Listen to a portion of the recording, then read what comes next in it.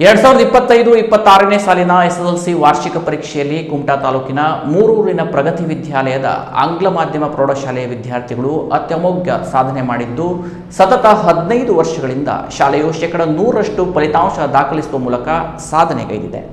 ಶಾಲೆಯ ಚೇತನ್ ಸತೀಶ್ ನಾಯ್ಕ್ 625ಕ್ಕೆ 618 ಅಂಕ ಪಡೆದು ರಾಜ್ಯಕ್ಕೆ 8ನೇ ಸ್ಥಾನ ಹಾಗೂ ಪ್ರಣವ್ ಎಸ್ ಹೆಗಡೆ 625ಕ್ಕೆ 616 ಅಂಕ ಪಡೆದು 10ನೇ ಸ್ಥಾನದೊಂದಿಗೆ ಶಾಲೆಗೆ ಸಂಸ್ಥೆಗೆ ಕೀರ್ತಿ ತಂದಿರುತ್ತಾರೆ. ಮತ್ತು ವೈಷ್ಣವಿ ಕೇಶವ್ ಅಂಬಿಗ 625ಕ್ಕೆ 615 ಅಂಕ ಪಡೆದು ಶಾಲೆಗೆ ತೃತೀಯ ಸ್ಥಾನದೊಂದಿಗೆ ಶಾಲೆಗೆ ಹೆಮ್ಮೆ ತಂದಿರುತ್ತಾರೆ.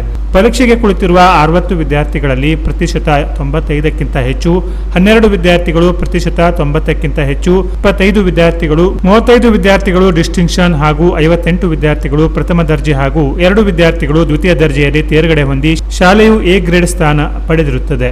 ಸಾಧನೆಗೈದ ವಿದ್ಯಾರ್ಥಿಗಳಿಗೆ ಸಂಸ್ಥೆಯ ಕಾರ್ಯಾಧ್ಯಕ್ಷರಾದ ಆರ್.ಜಿ. ಭಟ್ ಹಾಗೂ ಸರ್ವ ಸದಸ್ಯರು, ಪ್ರಾಂಶುಪಾಲರಾದ ಎಂ.ಜಿ. ಭಟ್, ಮುಖ್ಯೋಪಾಧ್ಯಾಯರಾದ ವಿವೇಕ್ ಆಚಾರಿ ಹಾಗೂ ಶಿಕ್ಷಕ ವೃಂದ ಹರ್ಷ ವ್ಯಕ್ತಪಡಿಸಿ ಅಭಿನಂದಿಸಿದ್ದಾರೆ. Canara plus news, Kumta.